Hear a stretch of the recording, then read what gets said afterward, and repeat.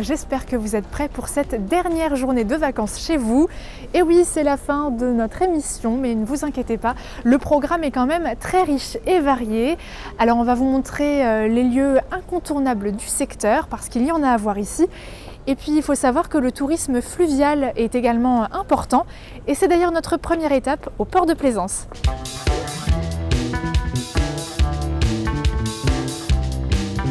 Et comme promis, nous voici au bord de l'eau, au port de Plaisance de Saverne. Nous, on a décidé aujourd'hui de louer un bateau électrique et on a la grande chance d'avoir le capitaine avec nous à bord.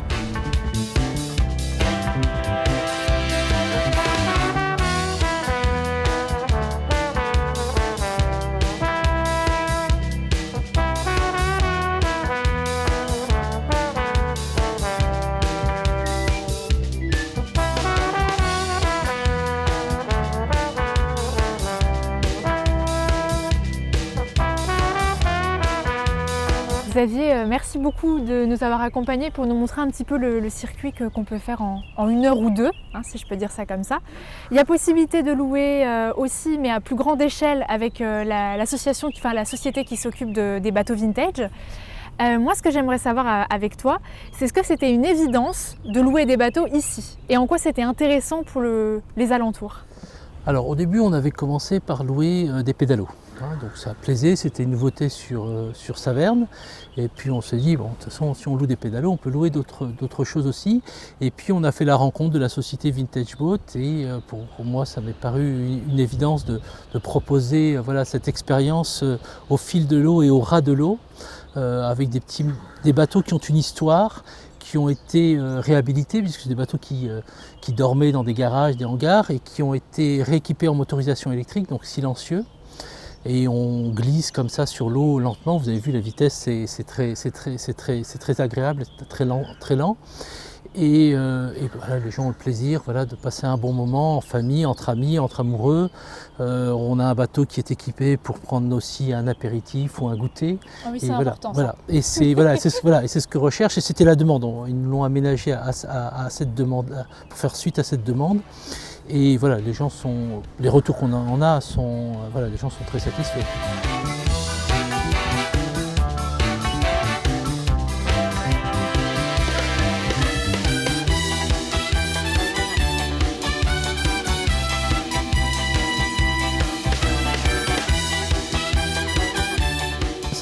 C'est plutôt une activité qui s'adresse aux Savernois, mais aux touristes aussi, de pouvoir découvrir voilà, une partie du canal et le port au ras de l'eau, et avoir aussi une autre vue du château, comme on a vu tout à l'heure, ou là où on est en ce moment, une vue sur le château du Haut-Bar aussi, qui est au ras de l'eau. Ça, ce que les gens n'ont pas, à moins de s'allonger par terre, le long des berges. Voilà, c'est l'expérience qu'on peut offrir aux gens qui viennent voilà.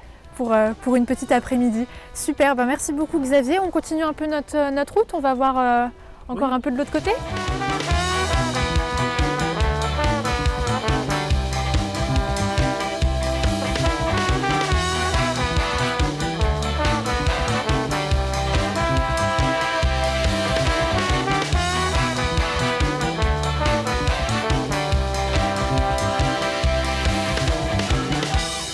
Je suis restée encore un petit peu dans le bateau pour vous donner 2 petites informations.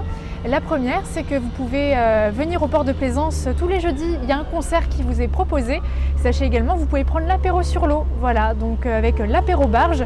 Vous trouverez toutes les informations sur l'office de tourisme, sur le site de l'office de tourisme, ainsi qu'au port de Plaisance, à la capitainerie. Je vous invite vraiment à venir passer un moment en famille ou entre amis. Quand on était sur le bateau, on a pu apercevoir au loin ce qu'on voit derrière moi, donc le château des Rohans. Ça nous a donné envie d'aller voir de plus près. Alors ici, c'est quand même un édifice assez imposant. Ici, on l'appelle le Versailles alsacien. Voilà, c'est le joyau de la ville. Il faut savoir que c'est la propriété de la ville depuis 1945, je crois, où il y a de nombreux équipements culturels à l'intérieur, mais sinon c'est un bâtiment qui est rempli d'histoire. Déjà parce qu'un incendie l'a ravagé en 1700 et quelques, et c'est un cardinal qui a commandé à un architecte sa restauration, et donc a créé ce qu'on connaît aujourd'hui.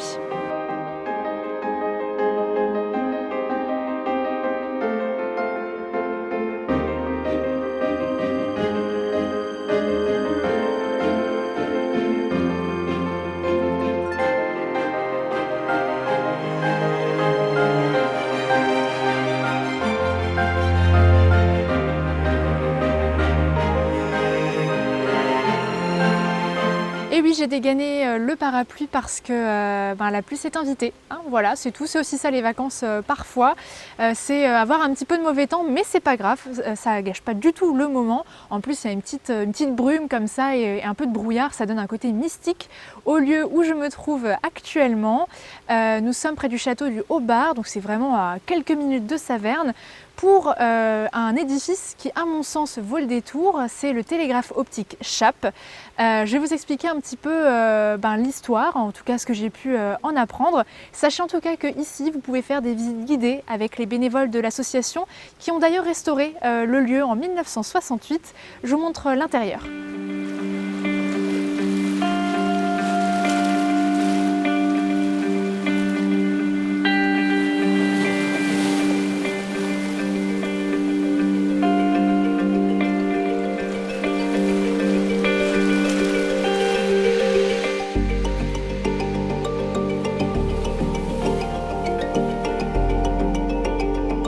Voici à l'intérieur de la tour. Alors pour info, ici, en tout cas le télégraphe aérien optique, c'était le premier réseau de télécommunications au monde et c'était français, donc on peut en être fier. Ici, le système a été implanté en 1798 et c'est éteint, si je peux dire ça comme ça, en 1852, quand d'autres systèmes ont vu le jour. Alors il faut savoir que c'était pas des messages qui étaient vraiment envoyés, c'était plutôt des signaux codifiés. Entre les gouvernements, c'était pas entre particuliers. Voilà, ça c'est une autre chose qu'il faut savoir. D'ailleurs, un message très important est passé par ici, c'est la naissance du roi de Rome. Voilà, et pour autre information, 47 stations comme celle-ci existaient à l'époque entre Strasbourg et Paris, ce qui permettait de faire véhiculer des messages de haute importance. Donc là, on n'était pas très loin d'un endroit qui m'intéressait tout particulièrement. C'est là où travaille une jeune entrepreneuse qui, peut-être vous l'avez vue sur M6, qui est passée dans une émission assez connue, qui est « Qui veut être mon associé ?»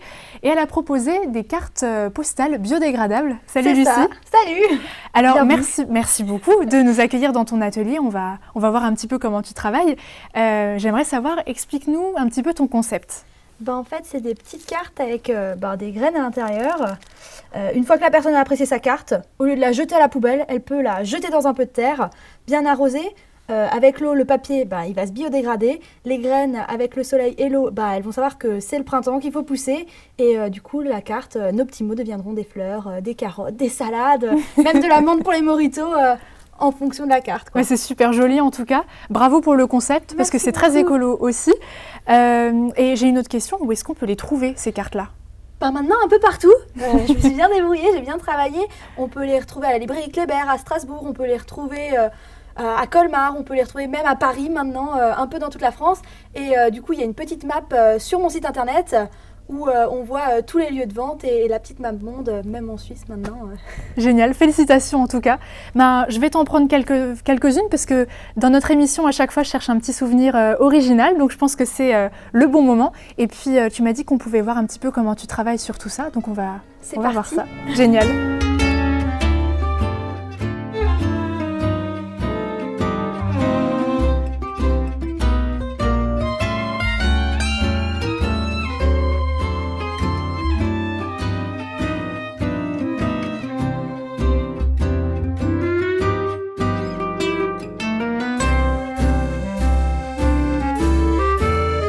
Est-ce que vous connaissez les orgues ?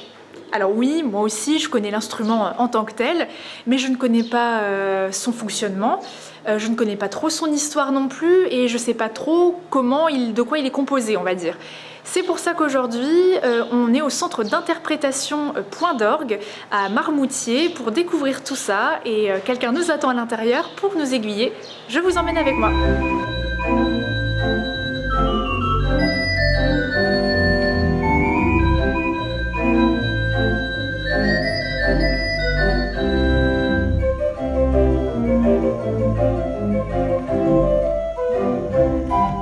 Coucou Mathilde. Bonjour.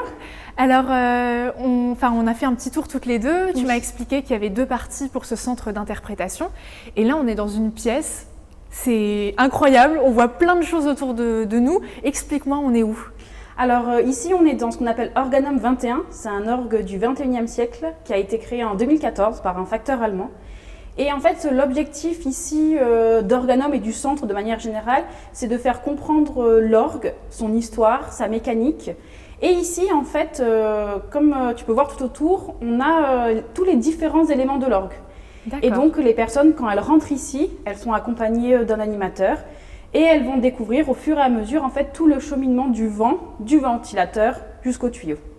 Waouh, c'est génial. Mais en tout cas, c'est une super idée d'avoir éclaté, en fait, si je peux dire ça comme ça, l'orgue dans la pièce. Moi, quand je suis arrivée ici, et jusqu'à ce que je termine toutes les visites, j'espère, j'avais pas trop d'informations sur les orgues. Alors, je sais ce que c'est, voilà, je vois à quoi ça ressemble, mais c'est vrai que dans notre tête, on peut se dire, c'est peut-être un petit peu élitiste. Tout à fait. Et donc, au niveau des visites, comment est-ce que vous avez fait justement ? Voilà, alors c'est un centre qui est tout récent, donc qui a ouvert ses portes en octobre 2017. Du coup, il a été doté de toute la technologie qu'on avait à cette époque-ci. Et du coup, donc, cette pièce, en fait, il y a plein de choses qui sont manipulables. On a des petits claviers que les adultes ou les enfants peuvent jouer. On a aussi, au fond, ils peuvent activer directement les tuyaux. Et puis, de l'autre côté, du coup, on a le parcours de visite qui permet de comprendre la mécanique de l'orgue, mais à travers différents modules. Donc on va inciter les gens à pomper pour créer de l'air. Puis après, donc on a aussi un puzzle, on a un jeu donc avec une console, un peu comme Guitar Hero. Donc voilà, tout est interactif et le but c'est vraiment que les visiteurs comprennent le fonctionnement de l'orgue par eux-mêmes.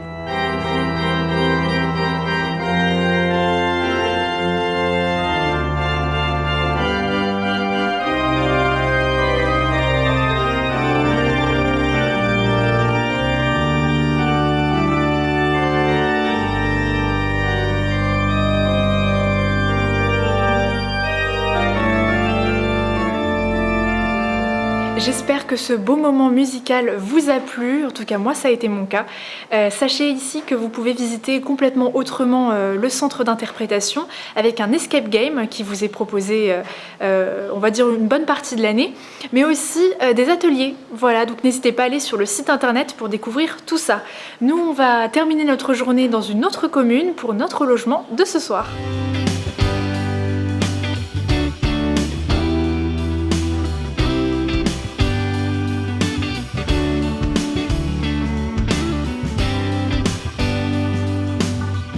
Me voici arrivée dans la commune de Kleingöft, qui est pas très loin de là où on était tout à l'heure. Alors ici nous sommes dans un ancien corps de ferme, la ferme de Sophie. C'est la chambre d'hôte que j'ai choisie pour ce soir. Voilà, l'accueil a l'air d'être très agréable, l'espace extérieur aussi, donc je pense que je vais me plaire ici.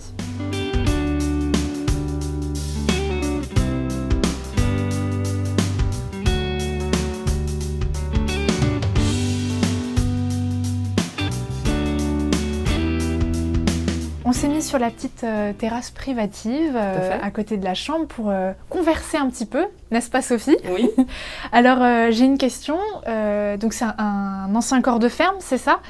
Qui a été un petit peu restauré pour justement accueillir les chambres d'hôtes.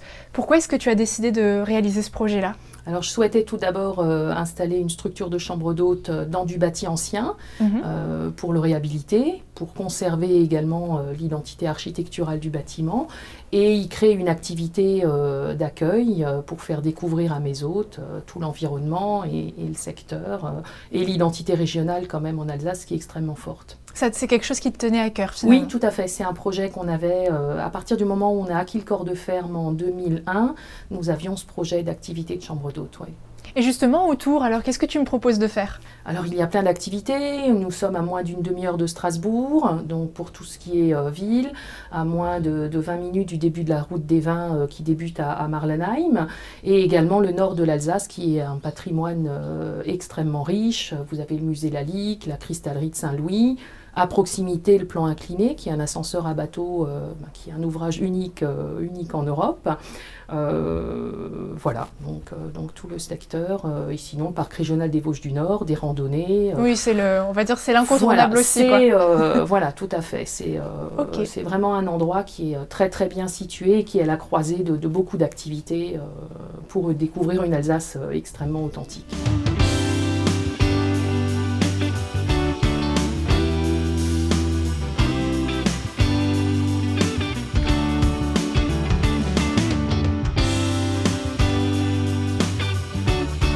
y est, je suis enfin posée dans ma chambre pour profiter de ma soirée. Ce que j'aime beaucoup ici, c'est le subtil mélange dans la décoration entre l'art populaire alsacien et puis la modernité. Je trouve ça vraiment super bien fait, donc je pense que je vais me plaire ici. C'est donc la fin de notre journée de vacances, mais c'est aussi la fin de notre émission. Et oui, En vacances chez vous, ça s'arrête pour aujourd'hui, mais vous pouvez revoir tous nos épisodes sur le site internet, n'hésitez pas. Ça nous a fait vraiment plaisir de vous montrer de belles images, de vous montrer ce qu'il était possible d'observer, ce qu'il était possible de faire sur le territoire, de vivre tout simplement de très belles expériences et de belles pépites aussi. Donc je ne vous dis pas à une prochaine destination, mais quand même à la prochaine. Ciao ciao!